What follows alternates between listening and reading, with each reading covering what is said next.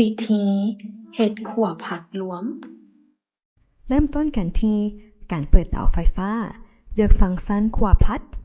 ใส่น้ำมันกระเทียมหัวผักบัว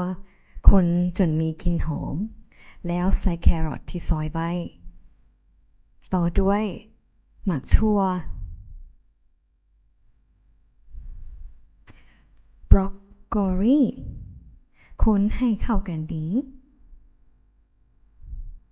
ใส่สาลีอ่อนที่ซอยไว้เติมน้ำแล้วปรุงรสด้วยซีอิ๊วน้ำปลาปรับระดับไฟเล็กน้อยแล้วคนจนมีกลิ่นหอม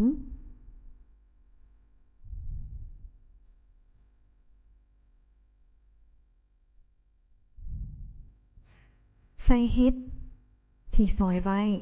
ปรุงรสเติมอีกด้วยซอสหอยน้ำตาลคนให้เข้ากันดีอีกครั้ง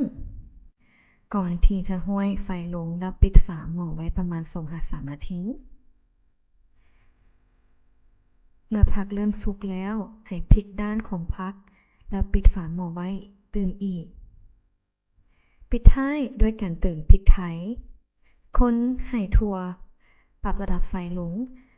แล้วปิดฝาหม้อไว้อีกเล็กน้อยเมื่อผักสุกดีแล้ว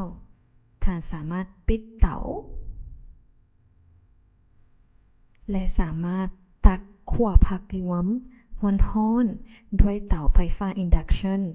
พร้อมเสิร์ฟได้เลย